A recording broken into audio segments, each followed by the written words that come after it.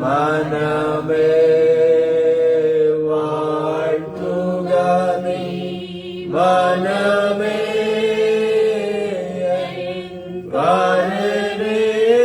വാഴ്ത്തുക നീ,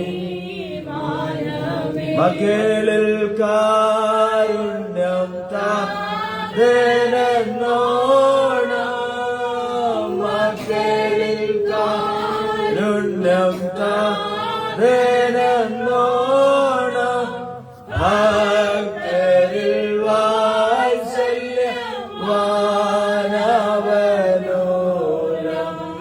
ഭക്തരിൽ വാത്സല്യവാനവനോരം,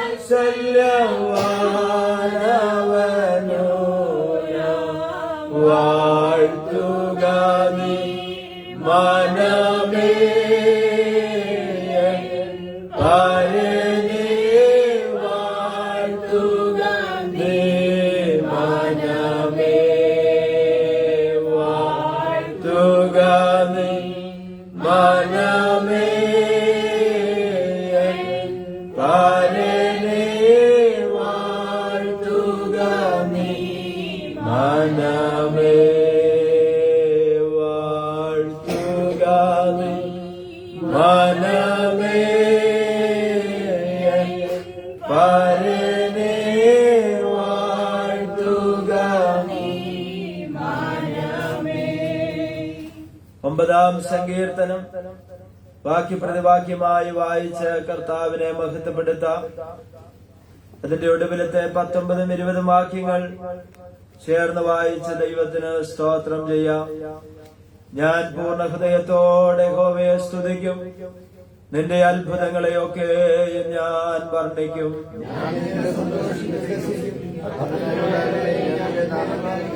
എന്റെ ശത്രുക്കൾ പിൻവാങ്ങുകയിൽ ഇടറി വീണു, നിന്റെ സന്നദ്ധയിൽ നശിച്ചു പോകും.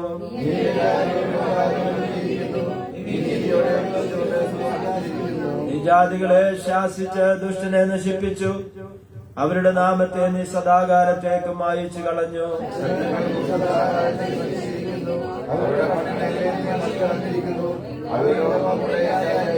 എന്നാൽ യഹോവ എന്നേക്കും വാഴുന്നു, ന്യായവിധിക്ക് അവൻ സിംഹാസനം ഒരുക്കിയിരിക്കുന്നു.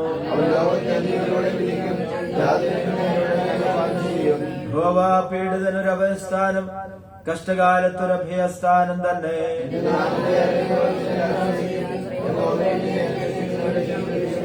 സിയോനിൽ വസിക്കുന്ന യഹോവയ്ക്ക് സ്തോത്രം പാടുവിൻ, അവന്റെ പ്രവൃത്തികളെ ജാതികളുടെ ഇടയിൽ ഘോഷിപ്പിൻ.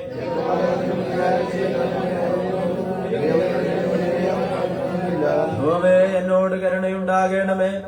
മരണവാതിൽ നിന്ന് എന്നെ ഉദ്ധരിക്കുന്നവനെ, എന്നെ പകയ്ക്കുന്നവരാൽ എനിക്ക് നേരിടുന്ന കഷ്ടം നോക്കണമേ.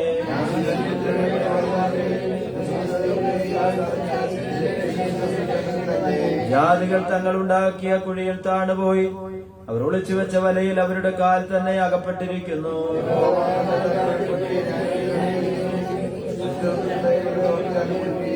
ദുഷ്ടന്മാരും ദൈവത്തെ മറക്കുന്ന സകല ജാതികളും പാതാളത്തിലേക്ക് തിരിയും. അടുത്ത 2 വാക്യങ്ങൾ നമുക്ക് ചേർന്ന് വായിക്കാം. യഹോവേ, മർത്യൻ പ്രബലനാകരുത്, ജാതികൾ നിന്റെ സന്നിധിയിൽ വിധിക്കപ്പെടുമാറാകട്ടെ. യഹോവേ, ഞങ്ങൾ മർത്യനെത്രയെന്ന ജാതികൾ അറിയേണ്ടതിന് അവർക്ക് ഭയം വരുത്തണമേ. നമ്മുടെ വിശുദ്ധ കരങ്ങൾ ഉയർത്തി കർത്താവിന് നന്ദിയുള്ള ഹൃദയത്തോടെ നമുക്ക് സ്തോത്രം ചെയ്യാം. എല്ലാ ദൈവമക്കളും അല്പസമയം കർത്താവിന് സ്തോത്രം ചെയ്താട്ടെ. ഈ സഭായോഗത്തിനായി നമ്മൾ കടന്നു വരുവാൻ കർത്താവ് നമുക്ക് ആരോഗ്യവും ബലവും നൽകി തന്നല്ലോ. നമ്മുടെ ആയുസ്സിനെ ദൈവം ഒരു ദിവസം കൂടെ ദീർഘിപ്പിച്ചത് ഓർത്ത് കർത്താവിന് സ്തോത്രം ചെയ്താട്ടെ. ആമേ, മരണത്തിന്റെ കടികളിൽ നിന്ന് ദൈവം നമ്മെ വിടുവിച്ചല്ലോ. അനർത്ഥങ്ങളുടെ പടുകുഴിയിൽ നിന്ന് ദൈവം നമ്മെ വിടുവിച്ചല്ലോ. ആമേ, രോഗയായി കിടക്കേണ്ട സ്ഥാനത്ത് ദൈവം നമുക്ക് നൽകി തന്ന ബലത്തിനും സൗഖ്യത്തിനും ആരോഗ്യത്തിനുമായി നമ്മുടെ കർത്താവിനെ നമുക്ക് സ്തോത്രം ചെയ്യാം. ആമേ, കഴിഞ്ഞൊരാഴ്ചക്കാലമല്ല, വിളിച്ച് വേർതിരിച്ച് അന്ന് മുതൽ ഇന്ന് വരെയും അവന് ഒത്തിരി പ്രയാസങ്ങൾ, ഒത്തിരി പ്രതികൂലങ്ങൾ, ഒത്തിരി വെല്ലുവിളികൾ, ഒത്തിരി വേദനകളുടെ നടുവിൽ കൂടെ ഒക്കെ കടന്നു പോകേണ്ടതായി കടന്നു വന്നു. അവിടെ തളർന്നു പോകുമെന്നോ തീർന്നു പോയെന്നൊക്കെ ചിന്തിച്ച സമയങ്ങളിൽ ദൈവം നമ്മുടെ കരം പിടിച്ച് മകനെ മകളെ ഇതിലെ നടന്നുകൊള്ളുക എന്ന് പറഞ്ഞ് നീ ഭയപ്പെടേണ്ട, നീ ഭാരപ്പെടേണ്ട, ഞാൻ നിന്റെ ദൈവമാണെന്ന് പറഞ്ഞ ഇപ്പോഴും യാക്കോബേ നിന്നെ സൃഷ്ടിച്ചവനും നിന്നെ നിർമ്മിച്ചവനുമായ യഹോവ ഇപ്രകാരം അരുളി ചെയ്യുന്നു, നീ എനിക്ക് ശ്രേഷ്ഠനാണ്, നീ എനിക്ക് മാന്യനാണ്, ഞാൻ നിന്നെ പേർ ചൊല്ലി വിളിച്ചിരിക്കുന്നു. നീ നദിയിൽ കൂടി കടന്നാൽ, നീ വെള്ളത്തിൽ കൂടി കടന്നു പോയാൽ അതിന് നിന്നെ മുക്കിക്കളയുവാൻ കഴിയുകയില്ല. തീയിൽ കൂടി കടന്നു പോയാൽ അതിന് നിന്നെ ദഹിപ്പിച്ച് കളയുവാൻ കഴിയുകയില്ല എന്ന് ദൈവവചനത്തിൽ നമുക്ക് കാണാൻ കഴിയുന്നുണ്ടല്ലോ. Hallelujah, hallelujah. അല്പസമയം നമ്മുടെ കരങ്ങളടിച്ച കർത്താവിന് നന്ദിയുള്ള ഹൃദയത്തോടെ സ്തോത്രം ചെയ്യാം. നല്ലവനെന്ന് രുചിച്ചറിവിൽ അവനെ ശരണം പ്രാപിക്കുന്ന പുരുഷൻ ഭാഗ്യവാൻ. ഹല്ലേലൂയ.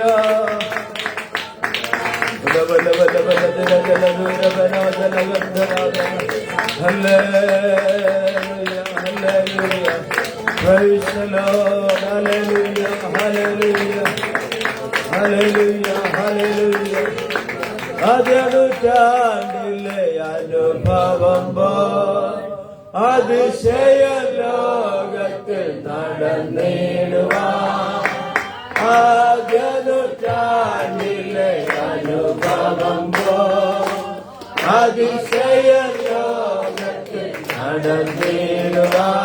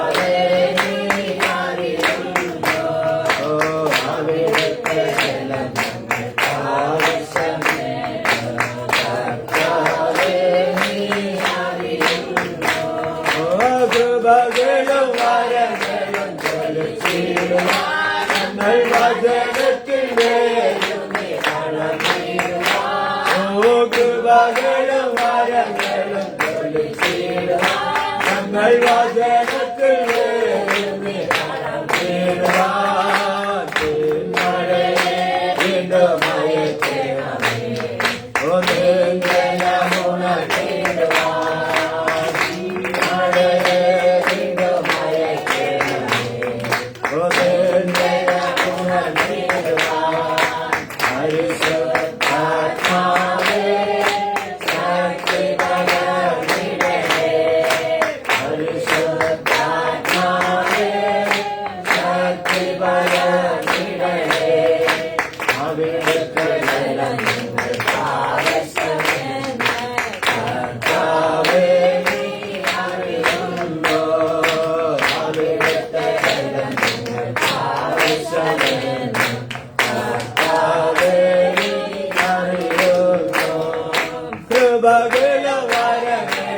ജ്വലിച്ചിടുവാൻ ഞങ്ങൾ വചനത്തിൽ വേരുന്നി വളർന്നിടുവാൻ കൃപകളും വരങ്ങളും ജ്വലിച്ചിടുവാൻ ഞങ്ങൾ വചനത്തിൽ വേരുന്നി വളർന്നിടുവാൻ വീണ്ടും അയക്കണമേ ഉണർന്നിടുവാൻ വീണ്ടും അയക്കണമേ ഉണർന്നിടുവാൻ പരിശുദ്ധാത്മാവേ ശക്തി പകർന്നിടണേ പരിശുദ്ധാത്മാവേ ശക്തി പകർന്നിടണേ അവിടുത്തെ ബലം ഞങ്ങൾക്ക് ആവശ്യമെന്ന് കർത്താവേ നീ അറിയുന്നു അവിടുത്തെ ബലം ഞങ്ങൾക്ക് ആവശ്യമെന്ന് കർത്താവേ നീ അറിയുന്നു ആദ്യനുജാനിലെ അനുഭവം അതിശയ ലോകത്തിൽ നടന്നിടുവാൻ ആദ്യനുജാനിലെ അനുഭവം അതിശയ ലോകത്തിൽ നടന്നിടുവാൻ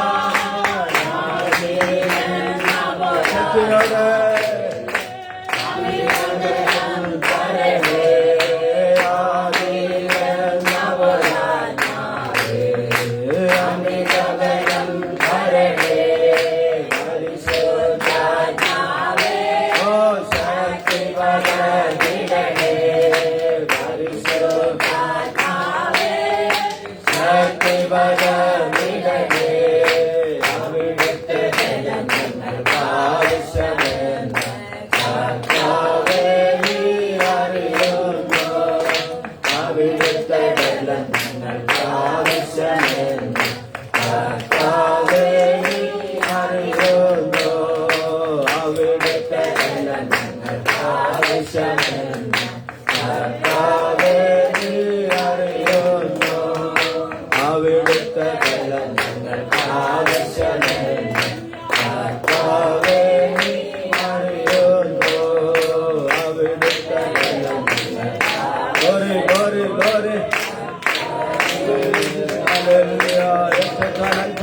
നമ്മുടെ വായിൽ തുറന്നുകൊണ്ട് കരങ്ങളടിച്ചുകൊണ്ട് കർത്താവിന് മഹത്വം കൊടുക്കാം ദൈവം നമ്മളെ നിറയ്ക്കുമാറാകട്ടെ ആദ്യ നൂറ്റാണ്ടില് പരിശുദ്ധാത്മാവ് പ്രവർത്തിച്ചതുപോലെ നമ്മുടെ ഈ നൂറ്റാണ്ടിലും ഈ കാലഘട്ടത്തില് ഇന്ന് പകലിൽ നമ്മുടെ നടുവിൽ പരിശുദ്ധാത്മാവ് പ്രവർത്തിക്കുവാൻ നന്ദിയുള്ള ഹൃദയത്തോടെ വലിയവരാകുന്ന ദൈവത്തിന് മഹത്വം കൊടുക്കാം ചില രോഗികൾ സൗഖ്യമാകട്ടെ ചില ബന്ധനങ്ങൾ അഴിയട്ടെ ചില ഭാരങ്ങൾ നീങ്ങിപ്പോകട്ടെ അങ്ങനെ ചില കരുതലുകൾ ദൈവം തന്റെ ജനത്തിന് വേണ്ടി അയക്കട്ടെ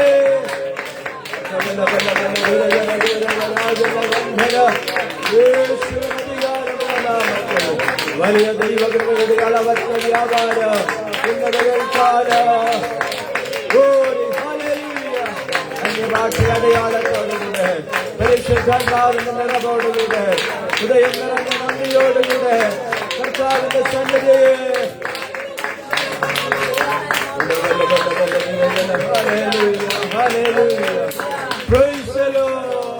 നമ്മുടെ കരങ്ങൾ ഉയർത്തി കർത്താവിന് സ്തോത്രം ചെയ്യാം. വായിക്കപ്പെട്ട സങ്കീർത്തന ഭാഗത്തെയും തുടർന്നുള്ള ശുശ്രൂഷകളുടെ അനുഗ്രഹത്തിനായി നാം എല്ലാവരും പ്രാർത്ഥിക്കുമ്പോൾ സഭാസിച്ചാൻ ദൈവസന്നിധിയെ പ്രാർത്ഥിക്കുന്നു. ഹല്ലേലൂയ. ദൈവത്തിന്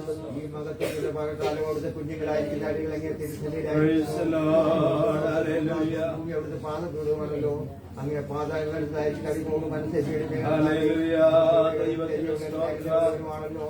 അരിവുള്ള മക്കളോട് ഞങ്ങളോട് മനസ്സരിയാണല്ലോ മനസ്സിലാകുന്ന രക്ഷിക്കുന്ന ഏഴിലായിരിക്കുന്ന അടികളൊക്കെ തിരുസനിലായിരിക്കുന്നു പിതാവേ. കർത്താവ് ഞങ്ങൾക്ക് തിരുസനിൽ അടുത്ത് കടന്നു വരുവാനും സ്തോത്രം ചെയ്യുന്നു. കരുണോട് കർത്താവിനെ പാടുവാനും പ്രാർത്ഥിക്കാനും ശക്തി പകർന്നല്ലോ. കർത്താവ് ഞങ്ങളെ ബലപ്പെടുത്തുന്ന ശക്തിയിലെ ആത്മാവിന്റെ നിറവിനെ ഞങ്ങളെ ബലപ്പെടുത്തി അനുഗ്രഹിക്കുമെന്ന് പ്രാർത്ഥിക്കുന്നു പിതാവേ. കടന്നു വന്നിരിക്കുന്ന എല്ലാ വ്യക്തി ജീവിതങ്ങളിൽ എന്നെ കർത്താവ് അനുഗ്രഹിക്കണമേ കർത്താവേ.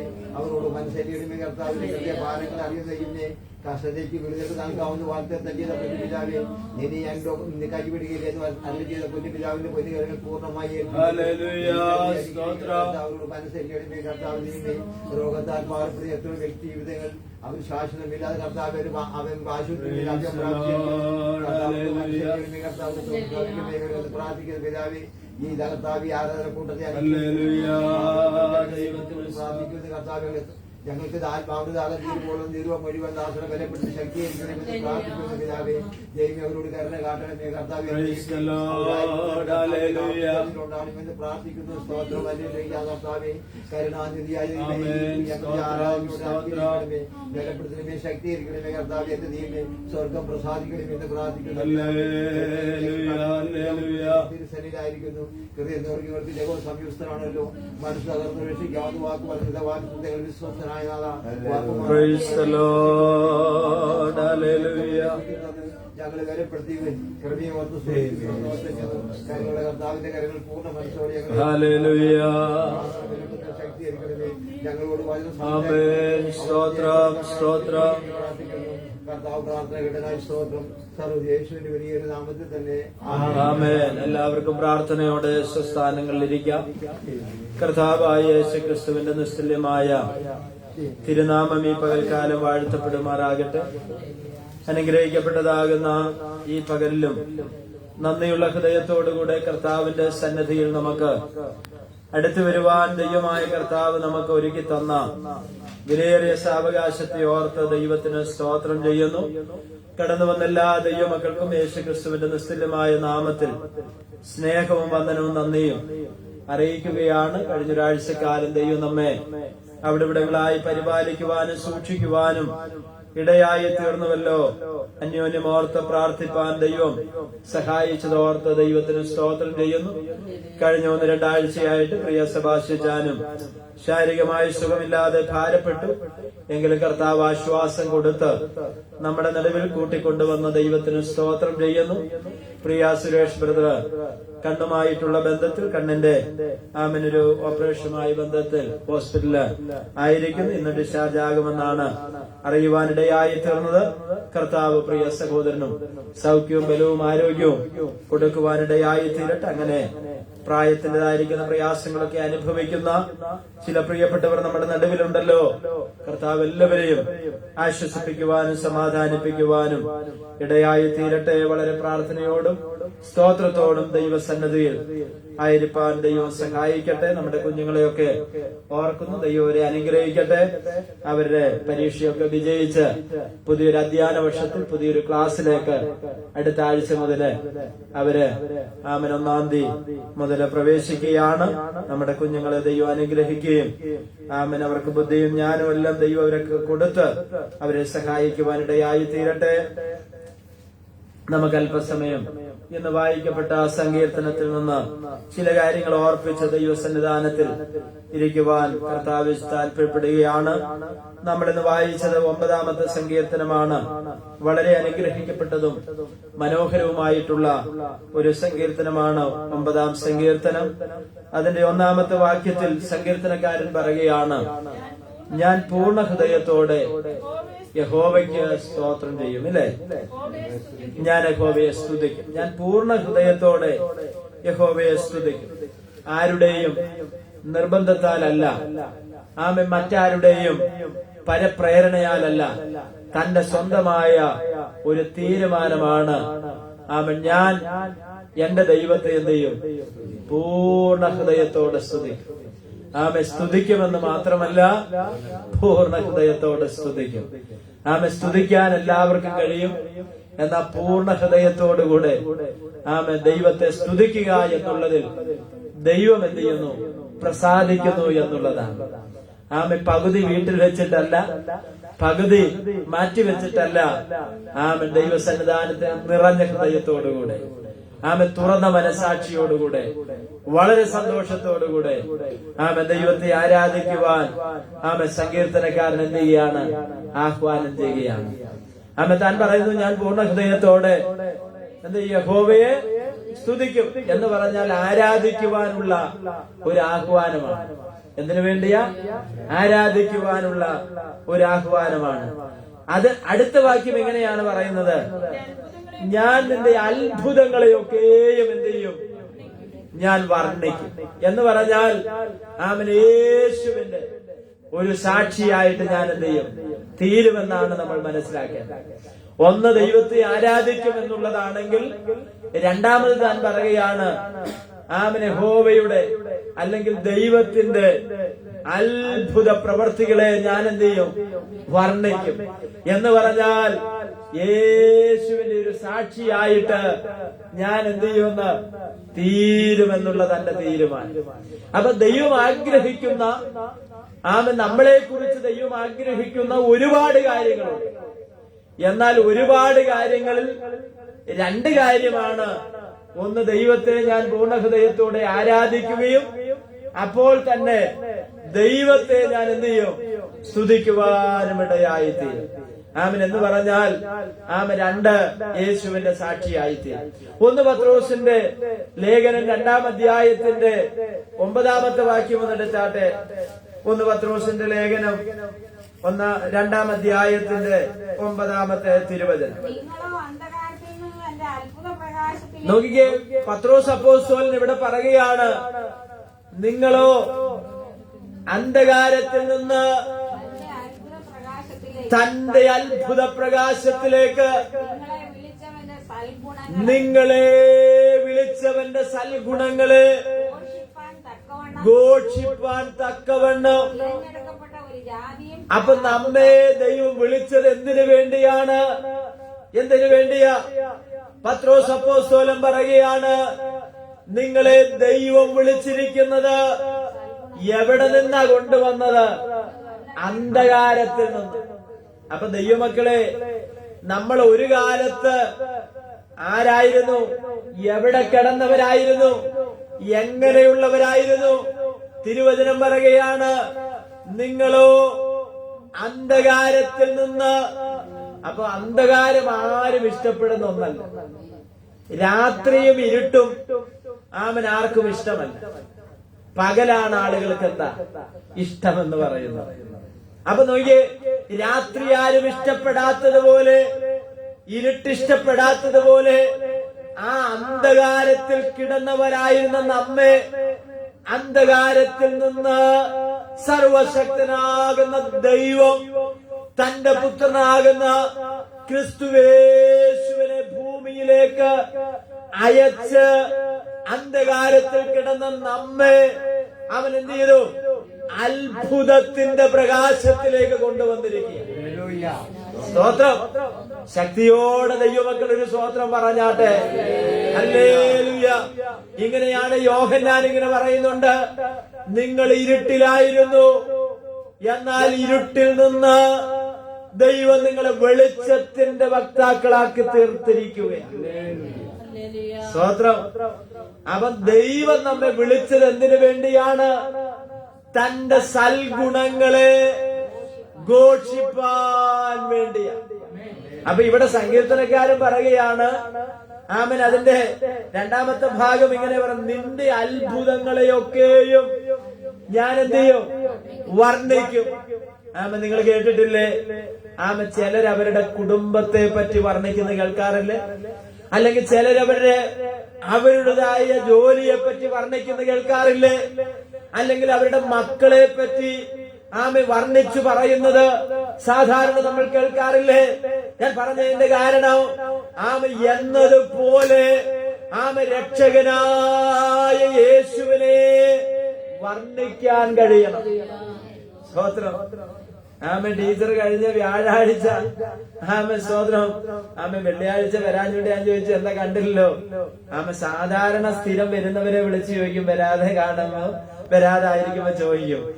പറഞ്ഞു വ്യാഴാഴ്ച ലഘുലേഖയൊക്കെ ആയിട്ട് പോയേക്കായിരുന്നു, അപ്പൊ ക്ഷീണമായി, അതുകൊണ്ടാ വരാൻ. ഞാൻ പറഞ്ഞത് യേശുവിനെ വർണ്ണിക്കുവാൻ നമുക്കാർക്കും എന്ത് ചെയ്ത് ഒരു ലജ്ജയും ഉണ്ടാകില്ല. ഇത് ലജ്ജിക്കേണ്ട ഒന്നല്ല. പൗലോസ് പറയുകയാണ്, എനിക്ക് സുവിശേഷത്തെ കുറിച്ച് എന്തില്ല? ലജ്ജയില്ല. എന്താ കാരണം? ഇത് നിത്യജീവന്റെ മൊഴികളാണ്. ഇത് സുവിശേഷം എന്ന് പറയുന്നത് ഒരു ആത്മാവിന്റെ വീണ്ടെടുപ്പാണ്. അപ്പൊ നോക്കിയേ, ആമൻ ഇവിടെ പറയുകയാണ്, നിന്റെ അത്ഭുതങ്ങളൊക്കെയും വർണ്ണിക്കേണ്ടതിന്, അല്ലെങ്കിൽ വർണ്ണിക്കുന്നു. എന്നിട്ട് നമ്മള് 2:9 പത്രോസിന്റെ ലേഖനത്തിൽ വായിച്ചത് ഇങ്ങനെയാണ്, നിങ്ങളോ അന്ധകാരത്തിൽ നിന്നും അത്ഭുത പ്രകാശത്തിലേക്ക്. ആരുടെ അത്ഭുത പ്രകാശത്തിലേക്ക്? സർവശക്തനാകുന്ന ദൈവത്തിന്റെ അത്ഭുത പ്രകാശത്തിലേക്ക്. സ്തോത്രം. അപ്പൊ നമ്മളെ അന്ധകാരത്തിൽ നിന്ന് അത്ഭുത പ്രകാശത്തിലേക്ക് ദൈവം കൊണ്ടുവന്ന് എന്തിനാണെന്നറിയാമോ? വായിച്ചാട്ടെ, നിങ്ങളെ വിളിച്ചവന്റെ സൽഗുണം. സ്തോത്രം. അപ്പൊ നമ്മളെ വിളിച്ച ആരാ? ഷാജി പാസ്റ്ററാണോ? റൊണാൾഡ് പാസ്റ്ററാണോ?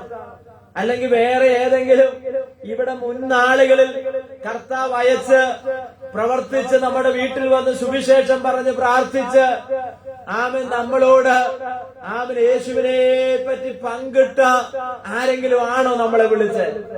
അല്ല, അല്ലവേ അല്ല. നമ്മളെ വിളിച്ചത് സർവശക്തനാകുന്ന ദൈവമാണ്. ഇവരെയൊക്കെ നമ്മുടെ വീട്ടിൽ പറഞ്ഞയച്ചു എന്നുള്ളത് എന്താ? സത്യമാണെങ്കിലും അതിന്റെ പിന്നാമ്പുറത്ത് കർത്താവാകുന്ന യേശു ക്രിസ്തു നമ്മളെ കണ്ടു എന്നുള്ളതാണ് യാഥാർത്ഥ്യം. കാലാകാലങ്ങളിലായി ദൈവം നമ്മളെ എന്ത് ചെയ്തു? വിളിച്ചു വേർതിരിക്കുവാനിടയായി തീർന്നു. ലോകസ്ഥാപനത്തിന് മുൻപേ ആ കർത്താവ് നമ്മെ കാണുവാനിടയായി തീർന്നു. സ്തോത്രം. അവ നോക്കിയ ഇവിടെ പറയുന്നത് തന്നെ വിളിച്ചവന്റെ സൽഗുണ. അപ്പൊ വിളിച്ചതാരാ? കർത്താവ്. അപ്പൊ ഏത് പ്രതിസന്ധി വന്നാലും നമ്മൾ പറയണ എന്നെ വിളിച്ചത് കർത്താവ്. അല്ലാതെ പറയുന്നത് ആ ഷാജി പാസ പണിയാണ്, അല്ലെങ്കിൽ ആ റൊണാൾഡ് വാസ് പരിപാടിയാണ്, അല്ലെങ്കിൽ ഇന്ന വാസാണ് എന്നെ എന്ത് ചെയ്തത് എന്ന് നമ്മൾ പറയരുത്. എന്നെ വിളിച്ചത് ആരാണ്? ദൈവമാണ്. അപ്പൊ വിളിച്ചവന്റെ സൽഗുണം. അപ്പൊ വിളിച്ച ദൈവത്തിന് കുറെ ഗുണങ്ങളുണ്ട്. വിളിച്ച ദൈവത്തിന് എന്തുണ്ട്? ഗുണങ്ങൾ മാത്രമല്ല, സൽഗുണങ്ങളുള്ള ദൈവമാണ്. നമ്മളെ വിളിച്ചതാരാ? ഗുണങ്ങളുള്ള, സൽഗുണങ്ങളുള്ള ദൈവം. ഒന്നുകൂടി പറഞ്ഞാൽ, എന്നെ വിളിച്ച യേശുവിന് വിശേഷതകളുണ്ട്, ശ്രേഷ്ഠതകളുണ്ട്. യോഗ്യനാണ്. യോഗ്യൻ മാത്രമല്ല, സകലത്തിന് യോഗ്യനാണ്. ആ യേശുവിന്റെ യോഗ്യതകളെ പറ്റി എബ്രായ ലേഖനത്തിൽ ഒരു വാക്യമുണ്ട്. നിങ്ങൾക്കറിയാവുന്നവരൊന്ന് എടുത്താട്ടെ. എബ്രായ ലേഖനത്തിൽ നാം വായിച്ചു വരുമ്പോൾ അവിടെ ഇങ്ങനെ നമുക്ക് കാണുവാൻ കഴിയുന്നുണ്ട്. ആ കർത്താവിന്റെ ശ്രേഷ്ഠതകളിൽ ചിലത് അവിടെ നമുക്ക് മനസ്സിലാക്കുവാൻ സാധിക്കും.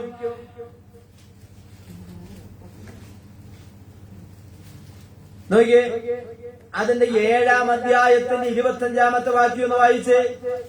7:25 എബ്രായ ലേഖനം. വളരെ ശ്രദ്ധിക്കണം. അതുകൊണ്ട് താൻ മുഖാന്തരം. നോക്കിയേ, താൻ മുഖാന്തരം. അപ്പൊ ദൈവത്തോട് നമ്മളെ അടുപ്പിക്കുന്ന ആരാ? കർത്താവായ യേശു. പാപം ചെയ്ത് ദൈവതേജസ് നഷ്ടപ്പെട്ടവരായി മനുഷ്യൻ അനുസരണക്കേട് കാണിച്ച് ദൈവത്തോട് എന്ത് ചെയ്യും? അകന്നുപോയ മനുഷ്യനെ ദൈവത്തോട് നിരപ്പിക്കുവാൻ, ദൈവത്തോട് അടുപ്പിക്കുവാൻ കർത്താവായ യേശു ക്രിസ്തു. കണ്ടോ? അടുക്കുന്നവർക്ക് വേണ്ടി പക്ഷപാതം ചെയ്യുവാൻ സദാ ജീവിക്കുന്നവനാ. എന്ന് പറഞ്ഞാൽ യേശു മരിച്ചെങ്കിലും യേശു ഉയർത്തെഴുന്നേറ്റു. ആ യേശു കർത്താവിന് എന്തില്ല? മരണമില്ല. മരണമില്ല. മരണത്തെ ജയിച്ചവൻ ലോകത്തിലുണ്ടെങ്കിൽ ഞാനും നിങ്ങളും വിശ്വസിക്കുന്ന, നമ്മൾ ആരാധിക്കുന്ന നമ്മുടെ വലിയവനാകുന്ന കർത്താവ് മാത്രമേ ഉള്ളൂ. സ്തോത്രം. അനേക മഹാരഥന്മാർ, അനേക വിശേഷതയുള്ളവർ ലോകത്തിൽ ജനിച്ച് നല്ല കാര്യങ്ങൾ ചെയ്ത് നല്ല ഭരണങ്ങൾ കാഴ്ചവെച്ച് ഒരുപാട് നന്മകൾ ലോകത്തിന് വേണ്ടി സംഭാവന ചെയ്തിട്ടുള്ള അനേക ആളുകളെ നമുക്കറിയാം. പക്ഷെ മനുഷ്യന് വേണ്ടി മരിക്കാൻ വന്ന, മനുഷ്യന്റെ പാപത്തിന് വേണ്ടി ശാപമാക്കപ്പെട്ട ഒരുവൻ ലോകത്തിലുണ്ടെങ്കിൽ അത് നമ്മൾ വിശ്വസിക്കുന്ന കർത്താവായ യേശു മാത്രമാണ്. സ്തോത്രം. ശക്തിയോടൊരു സ്തോത്രം പറഞ്ഞാൽ ഹല്ലേലൂയ. അപ്പൊ നോക്കിയേ, ഇങ്ങനെയുള്ള അവൻ അതിന്റെ മുന്നില് സദാ ജീവിച്ചിരിക്കുന്നവനാകയാൽ അവരെ പൂർണ്ണമായി രക്ഷിപ്പാൻ അവൻ പ്രാപ്തനാകുന്നു. അപ്പൊ നമ്മുടെ കർത്താവിന്റെ വിശേഷത എന്താണ്? അവന്റെ സൽഗുണങ്ങൾ എന്താണ്? അവൻ നമ്മളെ പൂർണ്ണമായി രക്ഷിപ്പാൻ ആരാണ്? പ്രാപ്തനാണ്. കഴിവുള്ള ദൈവമാണ്. അപ്പൊ യേശുവിനെ കൊണ്ട് കഴിയാത്തതായത് ഒന്നും ലോകത്തിലില്ല. മനുഷ്യനാൽ അസാധ്യം, ദൈവത്താൽ സകലവും സാധ്യം. വിശ്വസിക്കുന്ന ദൈവമക്കൾ സ്തോത്രം ചെയ്താട്ട് ഞാൻ വിശ്വസിക്കുന്ന എന്റെ യേശുവിന് കഴിയാത്തതായ ഒന്നും ലോകത്തിലില്ല. അപ്പൊ നോക്കി അടുത്ത പറയുകയാണ് 26-ാമത്തെ വാക്യത്തിൽ, ഇങ്ങനെയുള്ള മഹാപുരോഹിതനല്ലോ. അപ്പോ നമ്മുടെ മഹാപുരോഹിതൻ ആരാണ്? കർത്താവായ യേശു ക്രിസ്തു. ഇങ്ങനെയുള്ള മഹാപുരോഹിതനല്ലോ നമുക്ക് വേണ്ടിയത്. പവിത്രൻ, നിർദോഷൻ, നിർമ്മലൻ, പാപികളോട് വേർവിട്ടവൻ, സ്വർഗത്തേക്കാൾ ഉന്നതനായി തീർന്നവൻ. അടുത്തത്, മഹാപുരോഹിതന്മാർ ചെയ്യുന്നത് എന്താണെന്ന് നമുക്കറിയാമായിരുന്ന ഒരു കാലമുണ്ടായിരുന്നു. എന്താ? തന്റെ സ്വന്തം പാപത്തിന് വേണ്ടിയും പിന്നെ ജനത്തിന്റെ പാപത്തിന് വേണ്ടി അവരെന്ത് ചെയ്യുമായിരുന്നു? യാഗം കഴിക്കുമായിരുന്നു. എന്നാൽ വായിച്ചാട്ടെ, ദിനം പ്രതി നോക്കിയേ, അന്നുള്ള മഹാപുരോഹിതൻ തനിക്ക് വേണ്ടിയും തന്റെ ജനത്തിന് വേണ്ടി യാഗം കഴിക്കുമായിരുന്നു. എന്നാൽ ഇവിടെ പറയുകയാണ്, ദിനം പ്രതി യാഗം കഴിപ്പാൻ ആവശ്യമില്ലാത്തവൻ. അപ്പൊ യേശു നമുക്ക് വേണ്ടി യാഗമായതും നമ്മുടെ പാപത്തെ പൊറുപ്പിക്കുന്നതും, ഒന്നുകൂടി പറഞ്ഞ മോചനം നൽകി തരുന്നതിന് യേശുവിന്റെ പാപങ്ങൾക്ക് വേണ്ടി ഒരു യാഗവും എന്ത് ചെയ്യുന്നില്ല, ശേഷിക്കുന്നില്ല. കാരണം എന്താ? അവൻ പാപമില്ലാത്തവനാണ്, പാപത്തോട് വേർപെട്ടവനാണ്, നിർദോഷനാണ്, പാപമില്ലാത്ത സ്തോത്രം ജനിച്ച യേശു കർത്താവ്. അപ്പൊ നോക്കിയേ, യേശുവിന്റെ ശ്രേഷ്ഠതകളെ കുറിച്ചാണ് ഇവിടെ പറയുന്നത്. എന്നിട്ട് പറയുന്നു, ദിനം പ്രതി യാഗം കഴിപ്പാൻ ആവശ്യമില്ലാത്തവൻ തന്നെ. നോക്കിക്കേ, അതവൻ തന്നെത്താൻ അർപ്പിച്ചുകൊണ്ട് ഒറ്റ പ്രാവശ്യം. സ്വതന്ത്രം. യേശുവിന്റെ കാൽവരി ക്രൂശിലെ മരണമെന്ന് പറയുന്നത് ഒറ്റ പ്രാവശ്യമായിരുന്നു. സ്വതന്ത്രം.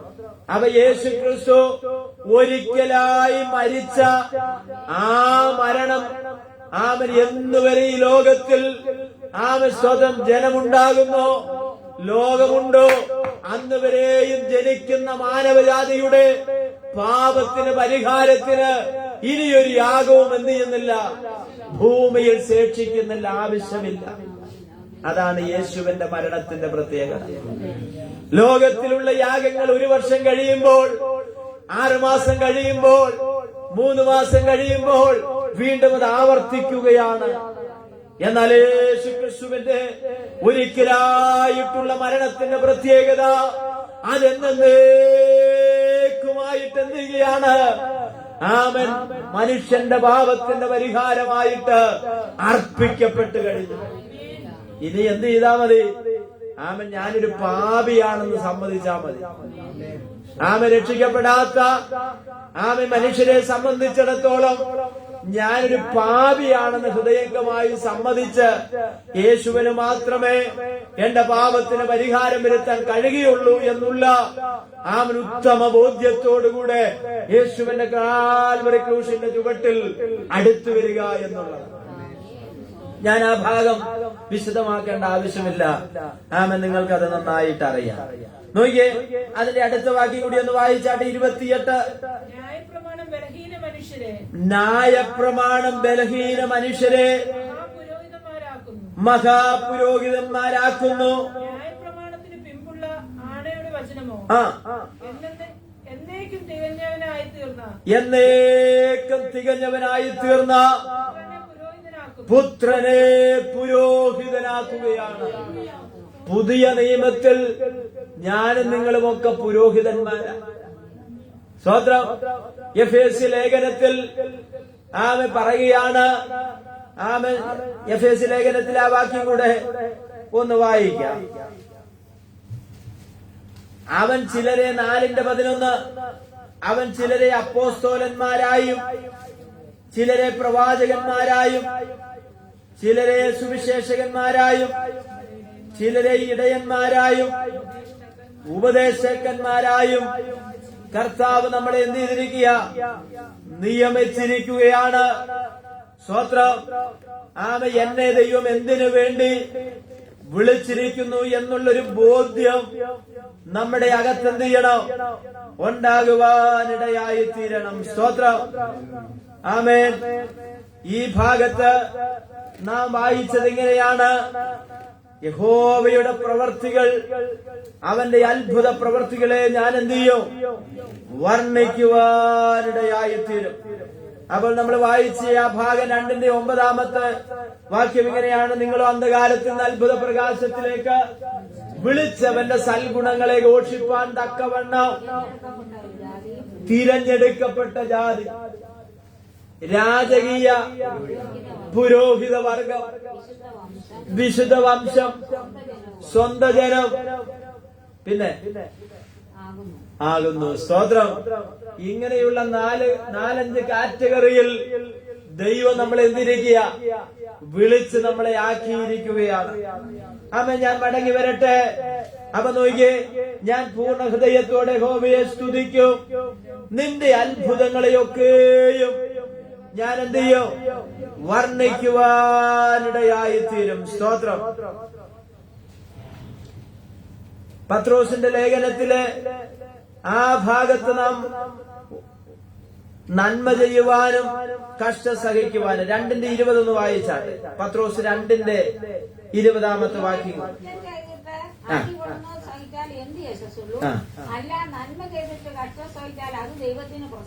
കണ്ടോ? എല്ലാവരും ശ്രദ്ധിച്ചു. 2:20 വാക്യമാണ്. കണ്ടോ? നമ്മളെ ഏതിനു വേണ്ടിയാണ് ദൈവം നമ്മെ വിളിച്ചിരിക്കുന്നത്? പത്രോസ് അപ്പോസ്തലൻ പറയുകയാണ്, ഒന്ന് അവന്റെ സൽഗുണങ്ങളെ ഘോഷിപ്പാൻ. അതാ നമ്മൾ ചിന്തിച്ചത്. രണ്ടാമത് പറയുകയാണ്, നിങ്ങൾ കുറ്റം ചെയ്തിട്ട് അടികൊള്ളുന്നത് സഹിച്ചാൽ എന്ത് യശസ്സുള്ളൂ? അല്ല, നന്മ ചെയ്തിട്ട് കഷ്ടം സഹിച്ചാൽ അത് ദൈവത്തിന് പ്രസാദമാണ്.